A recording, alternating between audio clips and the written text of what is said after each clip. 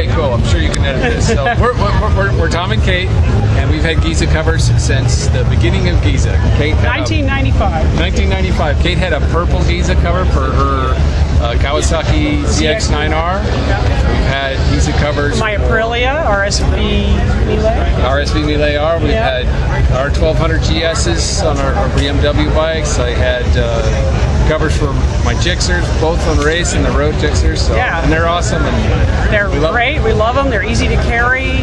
They last a long time. They look good. Keep the water off. Keep the dust off. They're awesome.